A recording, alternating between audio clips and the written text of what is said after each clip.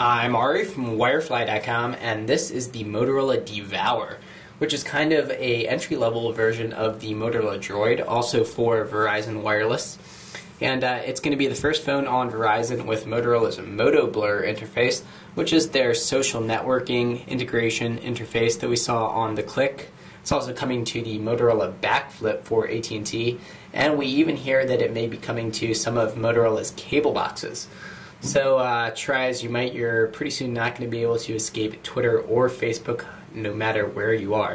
And it's also that same phone that Megan Fox is holding in the bathtub during the Super Bowl commercial with her friend Timmy in the bathroom. And if you missed that, you can head on over to our YouTube channel where we uploaded it, and we did so right after Super Bowl for your viewing pleasure. So check that out. And also the Devour is going to be available tonight at midnight on Wirefly.com. And you can go ahead and use a coupon code that you can also find on our YouTube channel for a free BlackBerry Universal car phone kit, which slips right onto your visor. It's really a pretty cool device. So that'll be free with any phone purchase. And if you have any questions on that or on the Devour, you can send us a direct message and we'll try to get back to you. As I make my way through the video, I'm even going to try to avoid some bad Devour puns. Can't say I make that same promise for my written review, but we'll start off here with a tour of the Devour, and right away that you can see that it is somewhat of a sizable phone, very comparable to the Droid. We'll whip that out, and you can definitely tell same company here making these two phones. And a nice sturdy feel to it, certainly. Definitely a nice bit of heft. And a very sleek aluminum casing, kind of a brushed aluminum, very similar to a MacBook. There it is, blending right in. But it definitely feels good, gives the phone a very nice and quality feel. And even right down to that sliding mechanism. We have our full 4-line QWERTY keyboard here. Locks nicely into place, a little bit of give. But certainly very well made feel, at least for starters here. And on the front you can see we have a set of touch sensitive buttons, and also hiding right now is a kind of a notification blinking light that blends into the blackness when it's not illuminated. But that'll blink, letting you know you have a new text message, for example, a missed call, that kind of thing. And you also have a optical trackpad here for flipping through your menus. You can also push down on that, and it works decently well. My personal preference is to just opt for the touchscreen, which is more responsive and just as easy. But if you prefer that trackpad, very similar to the trackpad we're seeing on the newer Blackberries, the Bold 9700, 8520 series. So again, works decently well. On the back here we have a 3 megapixel camera. It is a fixed focus camera, also no flash, you can see. We have a 3.5mm headphone jack in kind of that separated area there. And then very interesting, you can have kind of a sliding panel on the side here instead of your typical back that comes off. So that allows for the brushed aluminum backing. Allows the wireless signals to get out, but you can see you actually side load the battery as well as a micro SD card. It does come with an 8GB card pre-installed and can support up to a 32GB card. And then that kind of red button-like thing there is just a hatch to keep your battery cover in. And you do have that tab there, which does get in the way a little bit. Might be worth even trimming with the scissors. So as I try to slide our cover back on here, you can see it sticks out a little bit. We'll get that slid back in. And then kind of a blue trim everywhere, even right down to beneath that speaker grill and on our keypad. You have a micro USB port for charging and syncing the phone. Also on the top you have your screen lock key, which you can also hold down for a second and then release, and you get a nice menu to power off the phone and then toggle airplane mode, Bluetooth, Wi-Fi, and GPS. Take a look at our keyboard here, the 4-line keyboard, and it's kind of a rubberized key set, slightly raised. I actually really like the feel of this keyboard. Kind of a little bit of wasted space there, but you have a 2-key spacebar, dedicated numerical, and really a nice clicky feel. And in my brief playing with it, I do like it a lot better than the keyboard on the Droid, actually.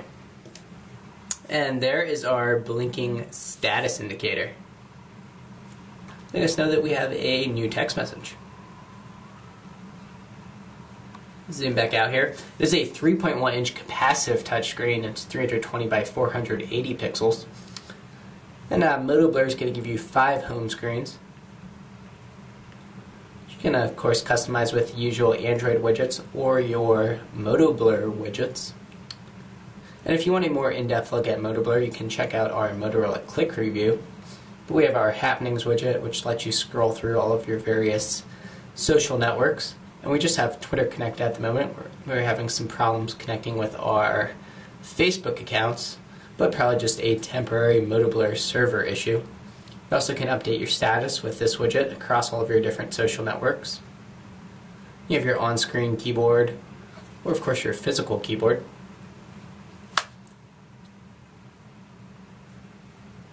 And there's our messaging. So, new text message for our Devour. And we can also add news widgets with a number of selections for feeds. So you can select bundles, which gives you different kinds of news options. You have science and tech, sports, entertainment, all that kind of stuff. Then different channels from different news providers, and you can also set up your own custom news feed with a URL. We'll open up our web browser, navigate on over to wirefly.com. There we are, Wirefly, free cell phones. And we're loading up over Verizon's eVideo network, 3G speeds. You can see our flash banner loading up. It does have flashlight support, but no pinch to zoom. So to zoom, you're going to have to use the built-in zoom functions here on the browser. But your usual nice Android browser. And you can see how nice and smooth that is.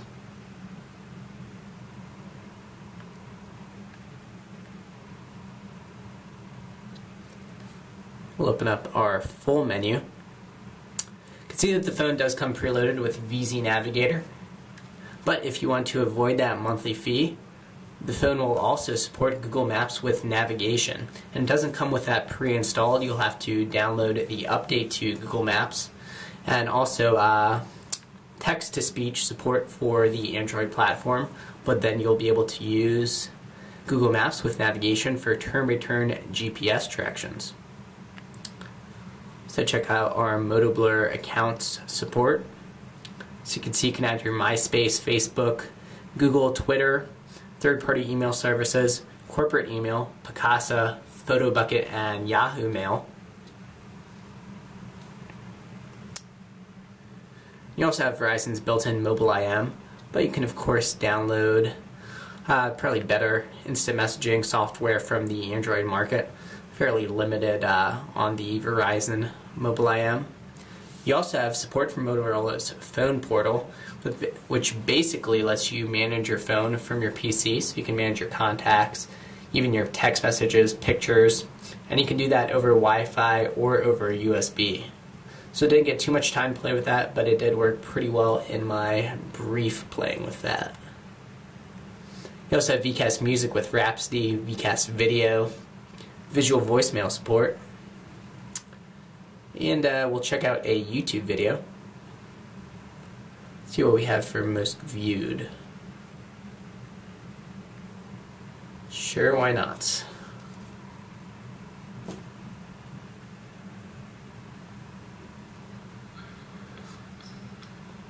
So loading up over Verizon network again. Ooh. And there you go, so pretty decent quality.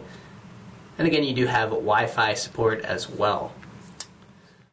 And that is a quick review of the Motorola Devour for Verizon. I'm Ari from Wirefly.com. Remember to rate, comment, and subscribe, and also be sure to check back for a Wirefly cell phone schmackdown with the Motorola Devour and the Motorola Droid. Thanks for watching.